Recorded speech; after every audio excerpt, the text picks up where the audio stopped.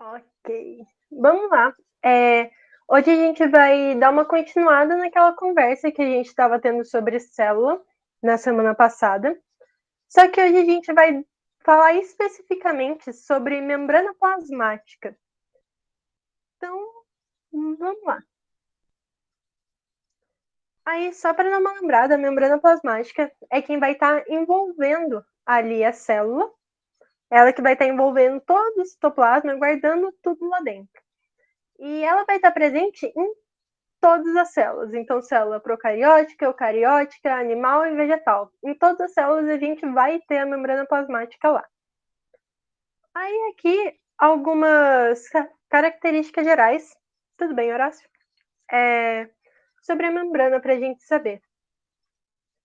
Primeiro, a função basicona dela. Ela vai delimitar o meio intra e extracelular. O que isso quer dizer?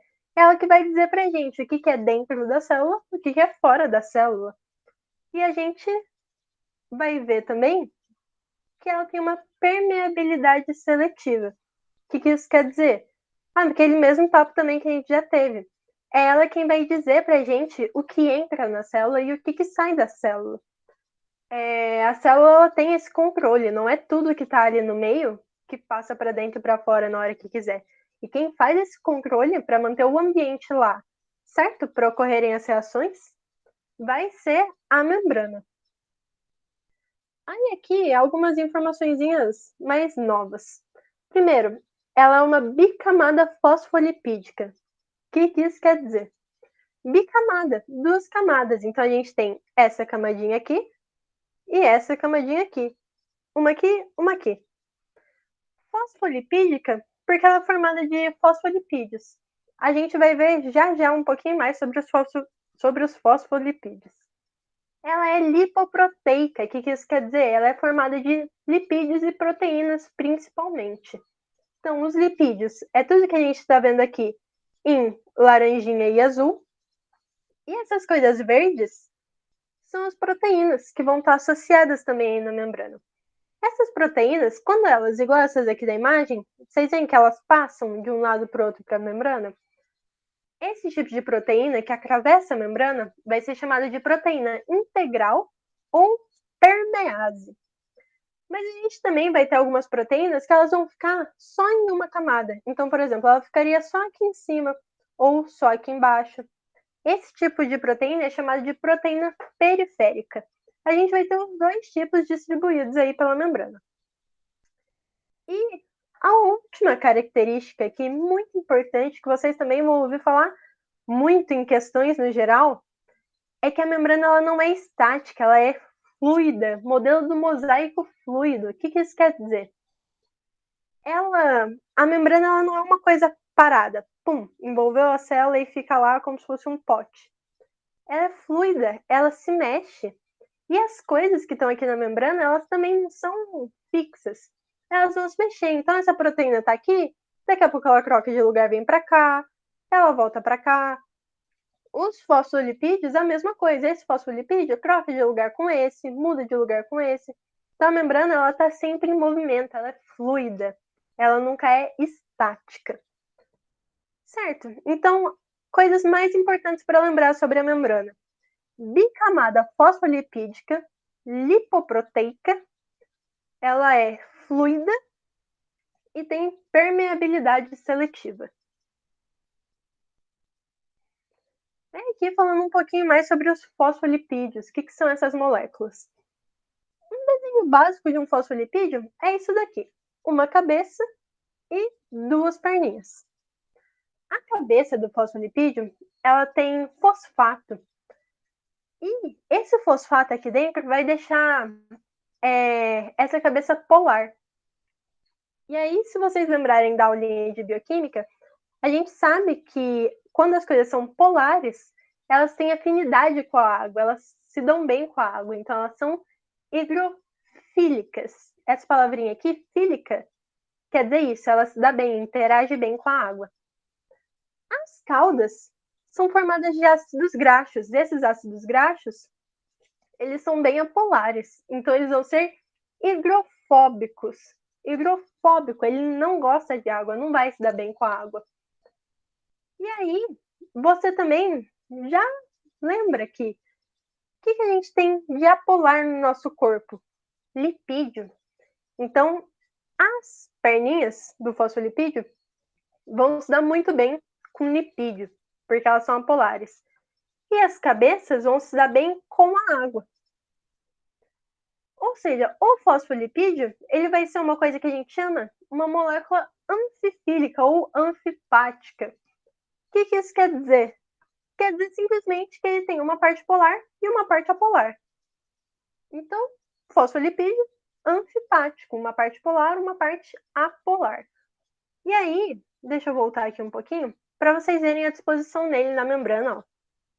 A gente vê a membrana ela é uma bicamada, certo? Então, a gente tem fosfolipídio em cima e embaixo.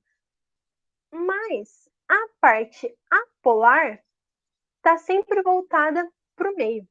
Então, a gente tem aqui, olha, aqui fora é o meio extracelular, ok? É o sangue.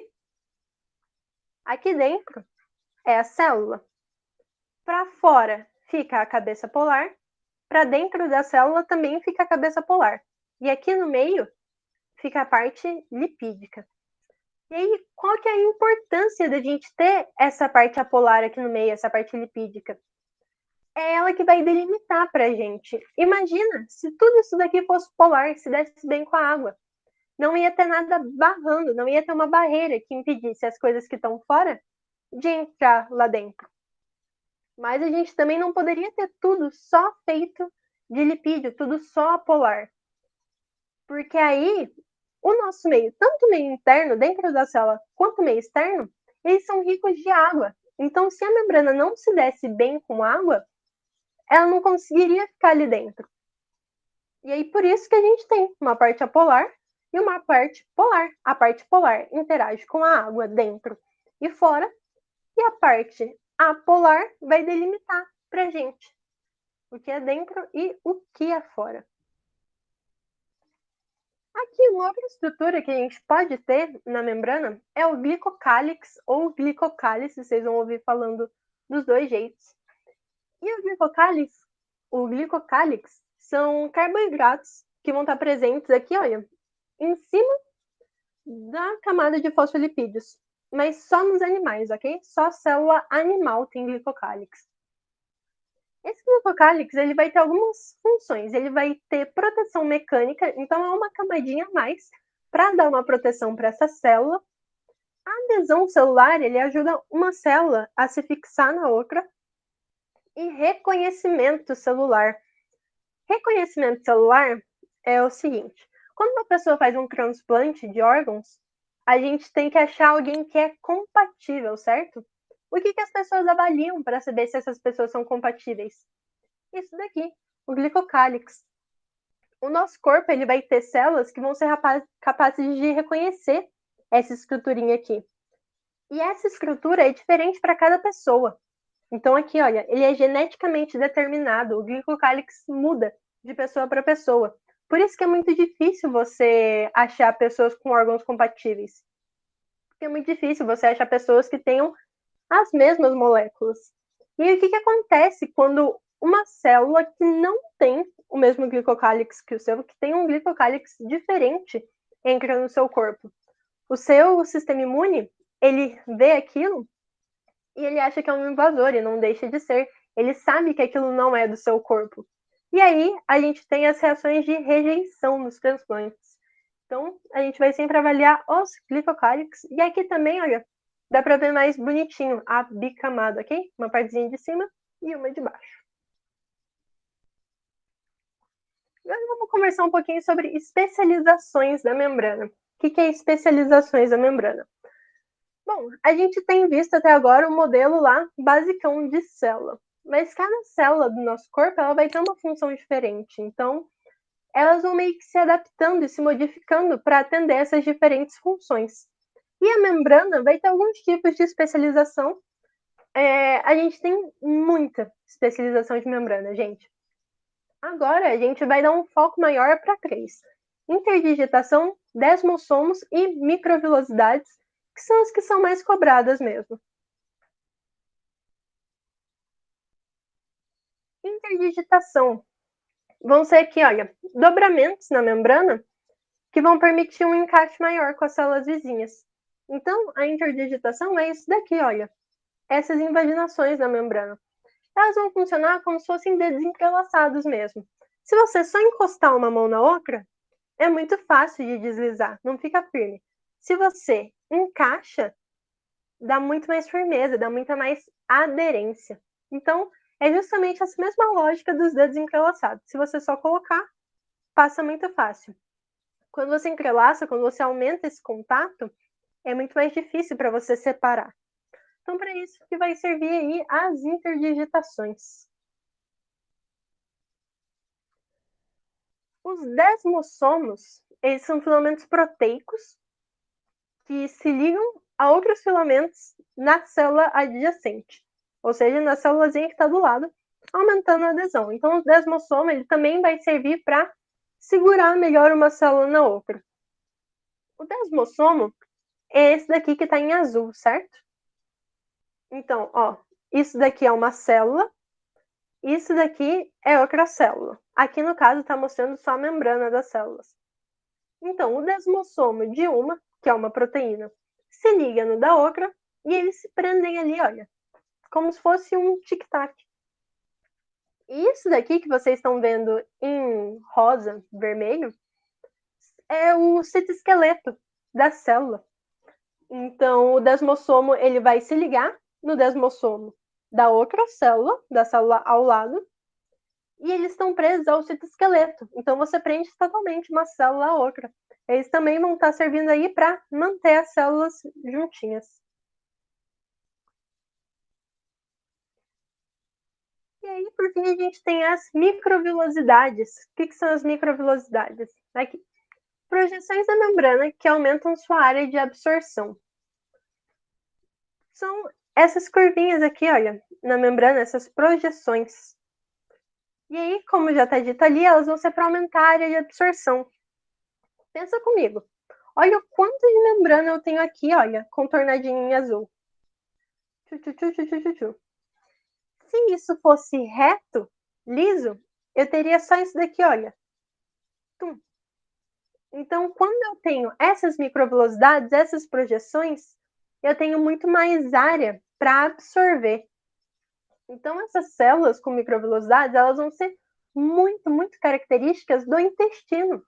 Porque é lá no intestino que a gente vai absorver os nutrientes. Quando a gente come, as comidas vão para o nosso estômago, começa a digestão, termina a digestão lá no intestino, e é no intestino que o nosso corpo vai pegar o que ele precisa dos alimentos. Então, a gente precisa ter uma área muito grande para absorver. Então, as células elas vão ter essas microvelocidades, que é justamente para ajudar. A gente vai ter elas em algumas células dos rins também, mas, assim, o principal que vocês vão achar falando vai ser das células do intestino, porque é muito característico. E aqui eles se assemelham a dedos de luvas, porque eles vão nesse vai e vem mesmo. E qual que é a intenção disso? Aumentar a área de contato. Quanto mais contato eu tiver, mais eu consigo absorver.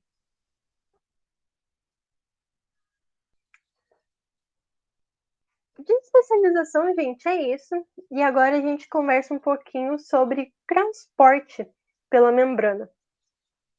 Então, a gente já viu que a célula ela vai realizar essa troca com o meio externo.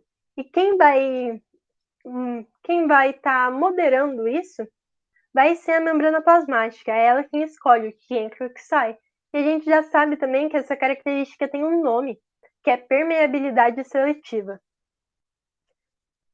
E aí, esse transporte das substâncias para dentro ou para fora da célula, ele pode ser de dois tipos, basicamente. Ele pode ser passivo. O que quer dizer passivo? Não tem gasto de energia. Ou ele pode ser ativo. No ativo, eu tenho gasto de energia. Então, o passivo, gente, ele acontece naturalmente. O ativo, ele não é natural. A minha célula tem que fazer esforço para ele acontecer. Ok? Então, vamos ver um pouquinho melhor alguns deles. Vamos começar pelo transporte passivo. E o primeiro tipo de transporte passivo que a gente vai ter é a difusão simples. Eu vou ler primeiro a definição que tem aqui de difusão, depois a gente discute um pouquinho sobre. é a movimentação espontânea que promove uma distribuição homogênea do soluto, ou seja, diz respeito ao soluto. Ela ocorre a favor do gradiente de concentração, ou seja, da região de menor concentração, da região de maior concentração para de menor concentração. Vamos começar a destrinchar essas frases aí. Movimentação espontânea. O que isso quer dizer? Espontânea. Ocorre naturalmente. A célula não precisa gastar energia para isso. É passivo. Promove uma distribuição homogênea do soluto. Homogênea é igual, tá bom? Soluto. Nisso agora a gente entra um pouquinho lá na química. O que é o soluto? O soluto é aquilo que vai ser dissolvido, ok? Então vamos supor, se você tem um copo de água e você joga açúcar, o açúcar é o seu soluto. Por quê? Porque é ele que está sendo dissolvido, certo? Isso é o soluto. Na difusão simples, quem se mexe é o soluto. Então vão ser essas partículas que vão ser dissolvidas que vão se mexer. Ele ocorre a favor do gradiente de concentração. E aí a explicação já está aqui embaixo. Quer dizer que eu vou ter sempre da região de maior concentração para menor. Por quê? A tendência vai estar sempre buscando aqui, olha, a distribuição homogênea. Então vai estar sempre buscando equilíbrio. Então o que eu quero? Igualar. Se eu quero igualar, eu tiro de onde tem mais e jogo lá para onde tem menos. E aqui é importante lembrar que a gente tem uma linha tênue de diferença entre concentração e quantidade, ok?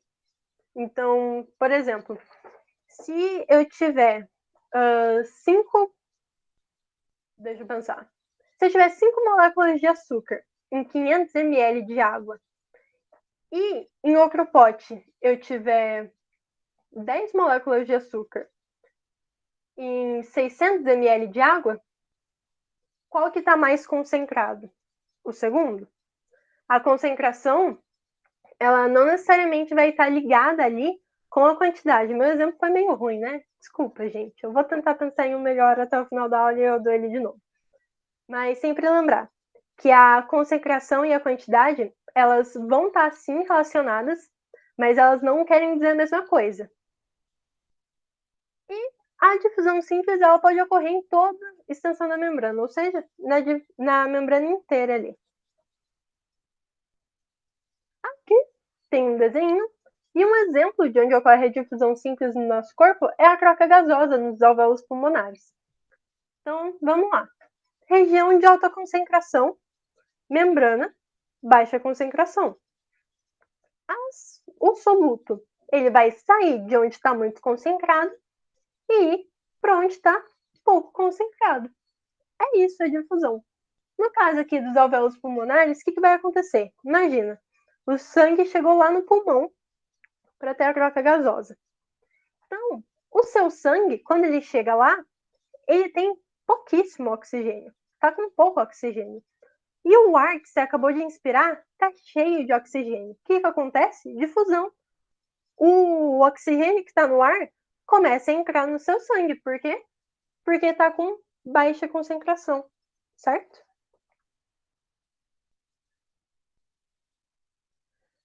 A difusão facilitada, gente, ela é assim, teoricamente ela é a mesma coisa que a difusão simples. Qual que é a única diferença que a gente vai ter? As substâncias que vão ser transportadas aqui na difusão facilitada, elas não conseguem passar direto ali pela membrana. Pode ser por polaridade, pode ser por tamanho, e elas vão precisar de ajuda. Então, elas vão passar por proteínas. Lembra aquelas proteínas que eu falei que elas atravessam a membrana inteira, as permeases? Elas vão ajudar aqui, um dos papéis delas vai ser ajudar na difusão facilitada. Então, ela ocorre do mesmo jeito que a difusão simples, sem gasto de energia, a favor do gradiente de concentração, mas com a ajuda dessas proteínas. Aqui, olha, um exemplo é a passagem de glicose pela membrana celular. As nossas células, elas precisam de glicose, elas usam muita glicose, mas a glicose não consegue passar direto pela membrana.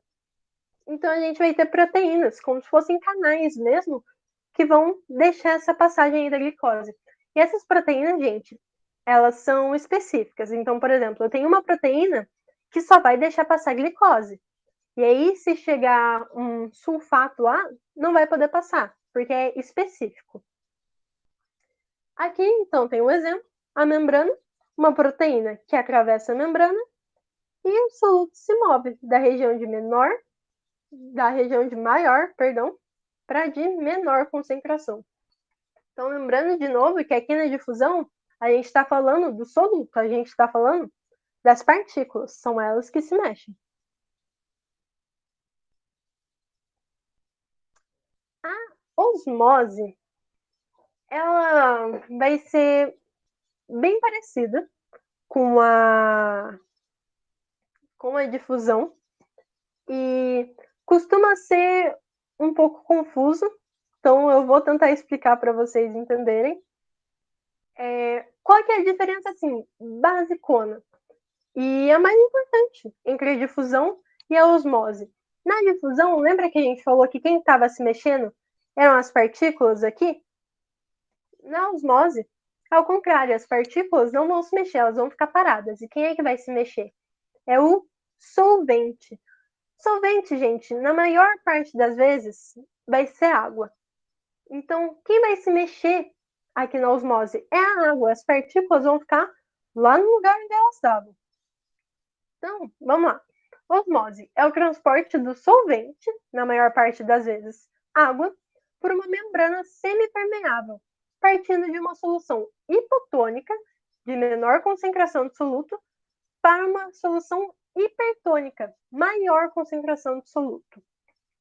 E aí, vamos lá. Então, quem vai se mexer é a água. Por quê? Porque o soluto não consegue atravessar a membrana. Quem consegue é a água. Então, é ela quem vai se mexer ali para tentar igualar a concentração. O que é uma solução hipotônica? É que tem menos soluto. E a hipertônica? É que tem mais soluto. Isso daqui também é a favor do gradiente. Eu vou explicar melhor essa parte aqui das soluções já, tá bom? Então, vamos lá para algumas definições. Membrana semipermeável, o que é? É aquela que vai deixar o solvente passar, mas o soluto não. Então, a água consegue passar, o que ela está dissolvendo ali não consegue. Solução hipotônica é uma que vai ter menor concentração de soluto em relação ao meio, em relação à outra. Então, para fazer essas definições aqui de hipotônica, isotônica e hipertônica, vai ser sempre uma comparação. Então, uma solução, a solução A, ela pode ser hipotônica em relação a B, ela pode ser menos concentrada do que a B, mas ela pode ser hipertônica em relação a C, ela pode ser mais concentrada do que a C. Então, para fazer essa definição, sempre uma relação de comparação. Então, vamos lá. A hipotônica ela tem menor concentração de soluto em relação ao meio, a isotônica tem a mesma, são iguais. E a hipertônica tem maior concentração de soluto, hiper, ok? Algumas palavrinhas. Hiper vai sempre querer dizer mais. Então, hipertônica, mais soluto. Mais soluto. Uma pessoa hipertensa, ela tem uma pressão arterial alta. Iso, igual. Hipo, menos. Então, hipotônica, menor concentração. O que é uma pessoa hipotensa? A pressão arterial dela é muito baixa. Então, sempre que tiver esses prefixos, vocês já conseguem ligar. E aí, vamos lá. Aqui, a gente tem um meio mais concentrado e um menos concentrado. Na osmose, as partículas conseguem se mexer? Não. qual que ia ser o nosso primeiro pensamento para tentar igualar isso? Eu tiro as partículas daqui, jogo aqui. Mas na osmose, essa membrana aqui, olha, ela não deixa essas partículas passarem. Então, não vou conseguir mudar a concentração mexendo no soluto. Então, eu vou ter que usar quem? O solvente. Tá vendo aqui, olha, que eu tenho... dá pra ver sim. Aqui, eu tenho mais água e menos partículas do que aqui. Então, o que vai acontecer? A água daqui começa a passar para lá. Por quê? Para diluir. A concentração desse meio aqui vai diminuir? Vai. Por quê? Porque eu vou estar aumentando o solvente. E a concentração desse daqui vai aumentar. Deu para entender? Por exemplo, aqui. Se antes eu tinha 3 bolinhas vermelhas para 500 ml de água, agora eu tenho essas mesmas 3 bolinhas vermelhas, mas eu não tenho mais 500 ml de água. Eu tenho 3 bolinhas vermelhas para 250 ml. Então, a quantidade das bolinhas continua a mesma. A concentração muda. Por quê? Porque eu tive esse movimento do solvente. Então, na osmose vai ser sempre assim. A água vai ir da região menos concentrada, da região mais concentrada para menos concentrada.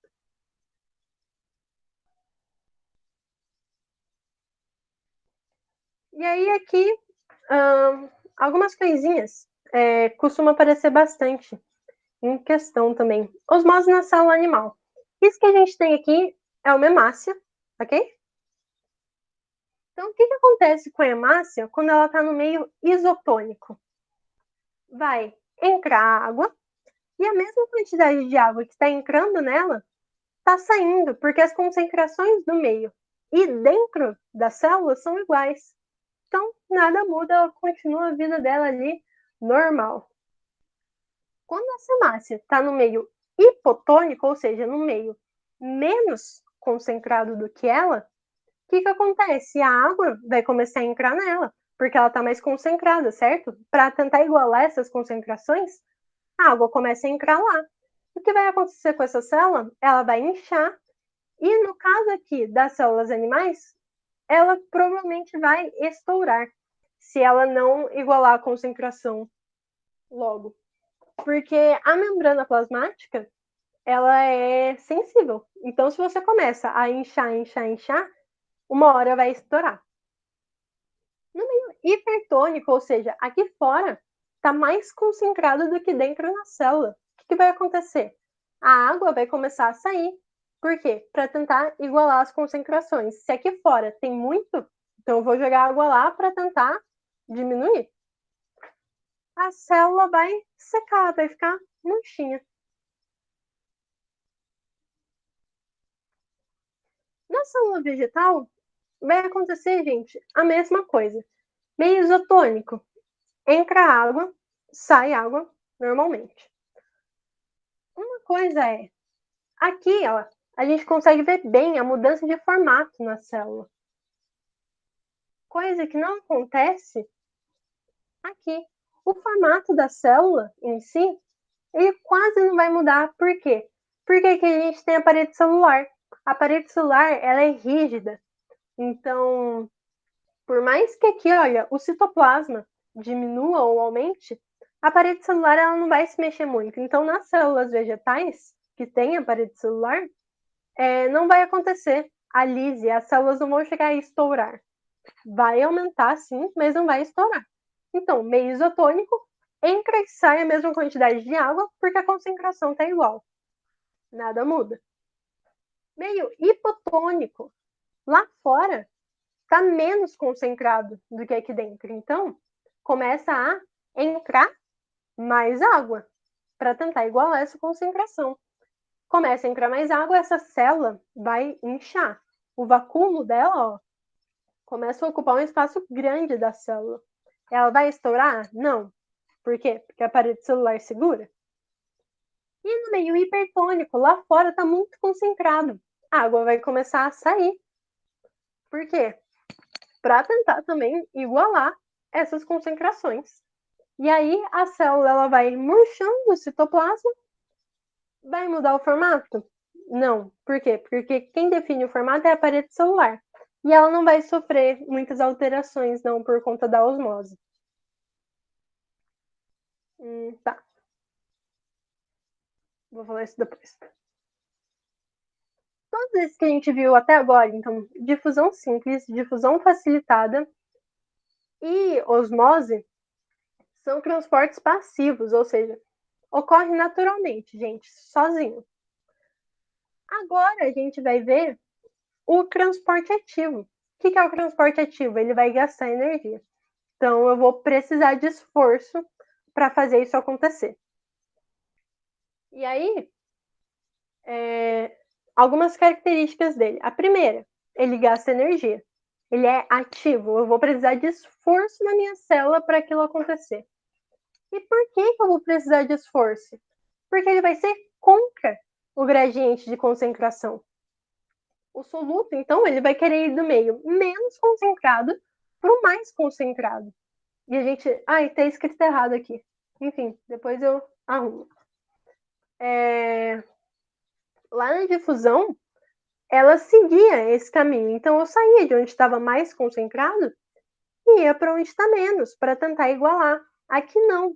Eu não quero que iguale. Eu quero deixar diferente. Então, para isso, eu vou ter que gastar energia, eu vou ter que fazer força. E esse tipo de transporte vai envolver a participação de proteína. Por quê? Ele não vai acontecer sozinho, não vai acontecer naturalmente. Eu vou precisar de alguém que pegue as minhas partículas e jogue elas para onde eu quero. Quem vai fazer isso? Proteína. E aí, temos aqui um exemplo clássico, o que vocês mais vão encontrar aí, bomba de sódio e potássio. O que é a bomba de sódio e potássio? Ela vai estar presente lá nos nossos neurônios. Vamos lá. Aqui, fora da célula, eu tenho mais potássio. Perdão, eu tenho mais sódio do que potássio. E aqui dentro, eu tenho mais potássio do que sódio. A tendência do meu sódio, então, seria entrar, certo? Para tentar igualar a concentração. Mas eu não quero que ele entre, eu quero que isso continue diferente. Por quê? Essa diferença aqui vai dar uma diferença de polaridade na membrana. E eu preciso dessa diferença, por quê? Porque as informações elas chegam para os diferentes lugares do nosso corpo por impulso elétrico. Para esse impulso passar, então, para a informação sair daqui da minha cabeça, chegar lá no dedão do pé, eu preciso dessa diferença aqui na membrana, para eu conseguir passar o impulso, para eu passar essas informações. Então, quem é que vai manter isso daqui diferente para a gente? A bomba de sódio e potássio. O que ela vai fazer? Ela pega 3 sódios do meio interno e quando tem a ligação de um ATP, ATP é o quê? ATP é uma molécula de energia, tá bom, gente? Então, o ATP, ele vai se ligar lá, é como se eu ligasse na tomada. O que ela vai fazer? Ela solta esses 3 sódios que ela pegou lá fora. Logo quando ela solta, ainda usando essa energia aqui, ela puxa 2 potássios lá de fora e joga aqui para dentro. E aí o meu ATP sai. Para ela repetir essa ação, o que vai ter que acontecer? Liga outro ATP. Pega 3 sódios, joga lá fora. Puxa 2 potássios, joga para dentro. E ela fica fazendo isso, gente, de novo, de novo e de novo. Para quê? Para manter essa diferença aqui, porque a gente precisa dela. Mas apesar da gente precisar dela, ela não vai ser a tendência natural. Então, para ela acontecer, a gente vai precisar desse esforço, a gente vai precisar gastar energia. Certo? Gente, sobre membrana, é isso. Eu vou parar aqui. Antes, perdão, alguma dúvida? Para mim tá tudo tranquilo. Então, tudo bem. Então, eu vou parar de compartilhar aqui um pouquinho. E a gente vai começar a ver divisão celular. Eu vou começar agora, não vai dar tempo de terminar, é uma matéria um pouco extensa também, mas a gente termina na próxima aula. Só um minuto para eu mudar aqui os slides.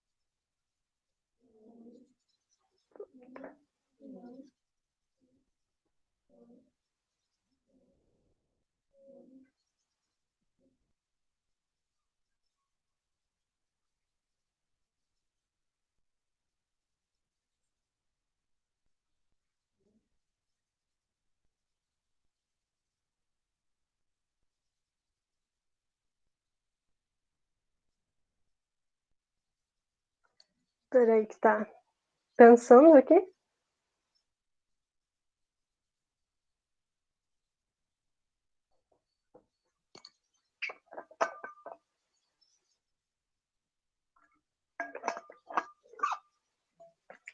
Vamos lá.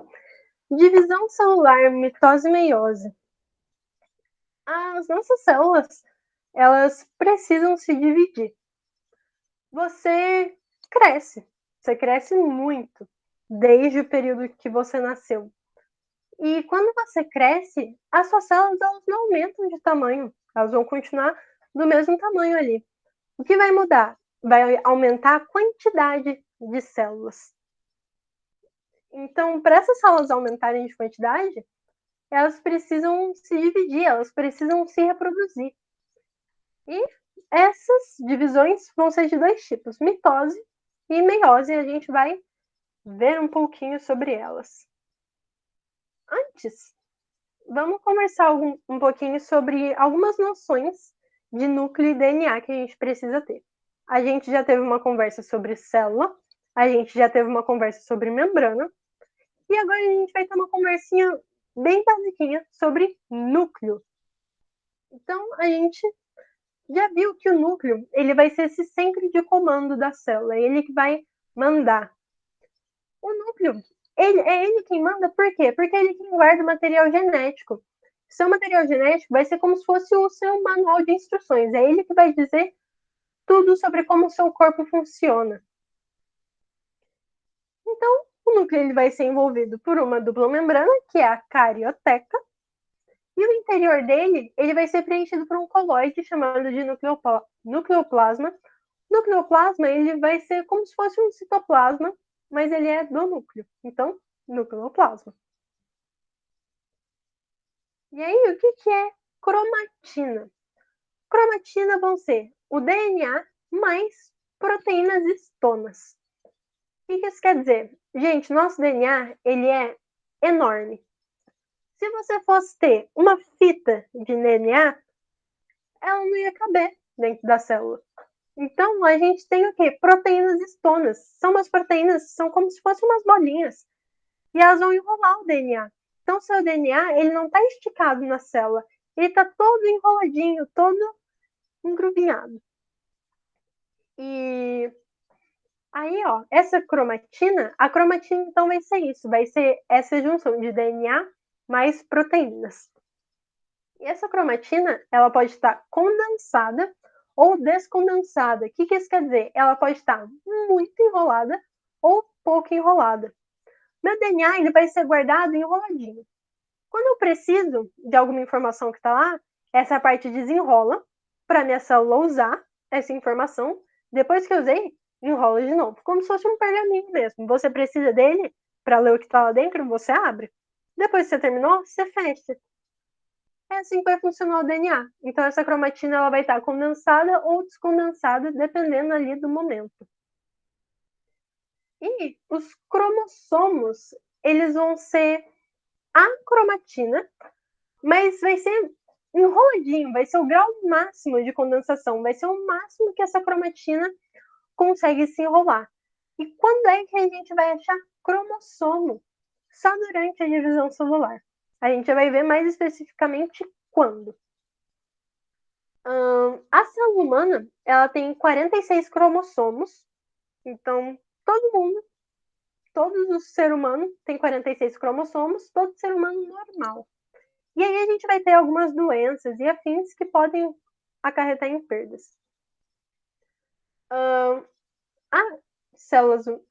Sim. Todas as células têm 46 cromossomos, com exceção das células germinativas. O que é célula germinativa? No nosso caso, óvulo e espermatozoide. Por que as células germinativas não podem ter 46 cromossomos? Pensa comigo. Pega um óvulo, pega o espermatozoide. Quando a gente tem a junção do óvulo e do espermatozoide, forma o zigoto, a primeira célula do bebezinho. Se eu tiver 46 cromossomos no espermatozoide e 46 no óvulo, a hora que eu juntar, vai dar 92. Eu não posso ter um ser humano com 92 cromossomos. Então, minhas células germinativas, meu óvulo vai ter 23 cromossomos. E o espermatozoide também vai ter 23. Porque aí, quando eles se juntarem para formar o feto, vai ter ali aquele feto 46 cromossomos. Então, a única exceção, a única célula no nosso corpo que não tem os 46 são as germinativas. E aí, olha, isso daqui, 2N, o que quer dizer? A gente é diploide. O que isso quer dizer? Quer dizer que a gente tem 2 cópias de cada cromossomo. Então, você tem 2 cromossomos 1, 2 cromossomos 2, 2 cromossomos 3, e assim vai até o 23. Então, você tem 2 cópias de cada cromossomo. Do 1 ao 23 dá 46 cromossomos. Por que 2 cópias? Uma cópia da sua mãe, uma cópia do seu pai. É o que vai acontecer ali na reprodução. A gente recebe metade do material genético. O nosso material genético, ele é no meio mesmo, metade da mãe, metade do pai. Por quê? Porque eu recebo 46 cromossomos da mãe, 23 da mãe, 23 do pai. Quando eu junto os dois, 46.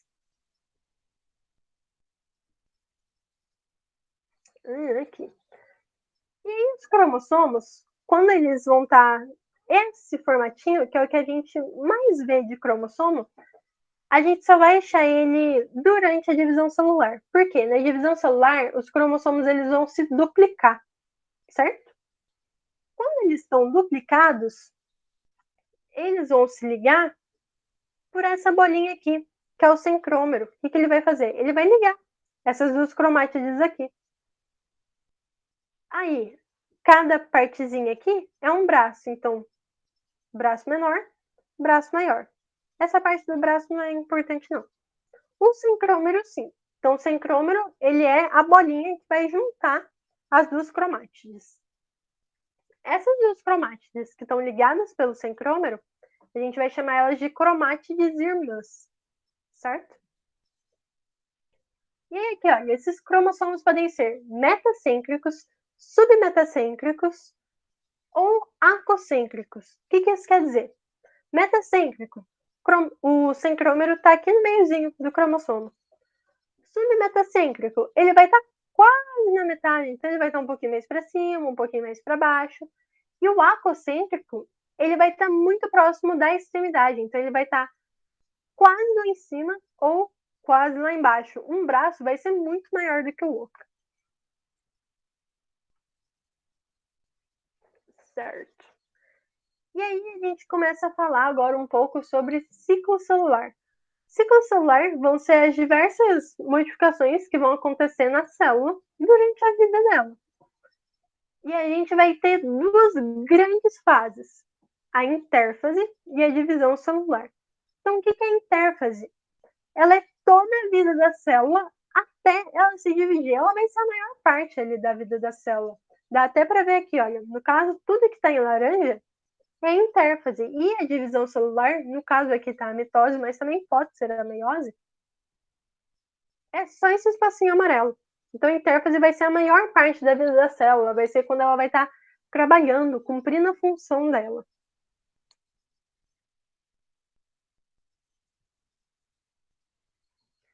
E aí, vamos conversar então sobre intérfase. A intérfase, ela vai ser, como eu disse, tudo aquilo que antecede a divisão celular. Então vai ser toda a vida da célula até o momento dela se dividir. A célula, nesse momento, ela vai ter uma taxa metabólica muito alta, então ela vai estar trabalhando, ela vai estar cumprindo a função dela ali. A cromatina vai estar descondensada, ou seja, ela vai estar pouco enrolada. Por quê? Para essa minha célula trabalhar, ela precisa do manual de instruções dela. Então, toda hora eu vou estar precisando olhar o material genético. Então, a minha cromatina, ela não fica mais super enroladinha, ela não fica toda esticada. Não, mas ela está menos enrolada, ela fica mais soltinha, ela fica descondensada. Para quê? Para ficar mais fácil de eu acessar esse material genético quando precisar. A gente vai ter 3 grandes fases na intérfase. A primeira vai ser a G1, a segunda S e a terceira G2. Esse G aqui é de quê? Ele vem de gap. Então, é um intervalo, ok? Um espaço. Na G1, vai acontecer o crescimento da célula até o seu tamanho normal e uma alta produção proteica. Ou seja, a célula vai crescer até o tamanho normal dela, ela acabou de nascer, ela está menorzinha, ela termina de crescer, atinge o seu tamanho normal e começa a produzir proteína, começa a trabalhar. Na fase S, vai ter a duplicação do material genético. A fase S, ela já está começando a pensar, a se preparar, que ela vai ter que se dividir. Então, ela começa aqui a duplicar o material genético dela. Por quê? Porque quando ela se dividir, ela vai se dividir em duas. Ela vai precisar dar um material genético para outra também ter um material ali de instrução. Como se ela tivesse que tirar xerox. E a G2 é outro intervalo. Depois que duplica, tem um outro intervalo antes de começar em si a divisão celular. E a célula vai continuar crescendo, vai continuar fazendo os papéis dela. Deixa eu só voltar aqui um pouquinho, olha. Aqui tem também fase G1, fase S e fase G2. Esse G0 que está aqui, gente, é uma fase de checagem. Então, é uma fase que a célula ela vai parar e vai olhar se está tudo certo com ela, se ela tem alguma mutação. Então, são sistemas que muitas vezes vão ser a nossa defesa do nosso corpo contra o câncer. Por quê? Nessa fase G0 aqui, o nosso corpo ele para e ele vai olhar aquela célula, vai ver se está tudo certo. Não, está tudo certo, beleza? Libera a célula, ela continua aqui. S, G2 se divide. Se nessa fase G0 o corpo percebe que tem alguma coisa de errado naquela célula, ele para. Ele fala, opa, essa daqui não vai se dividir não. Ele para e aí essa célula ela vai morrer, ou então, se for possível, ele vai reparar essa célula. Então ela vai ser uma fase de checagem mesmo, é onde o corpo vai conferir se essa célula pode continuar se reproduzindo, ou se não, se a gente tem que parar ela por ali porque alguma coisa deu errado. Eu vou parar por aqui hoje, então na próxima aula a gente já emenda direto em mitose. Nessa primeira partezinha de intérfase e DNA, alguma dúvida?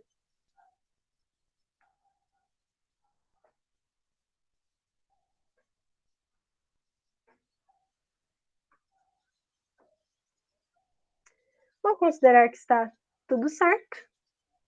Deixa eu parar de compartilhar aqui.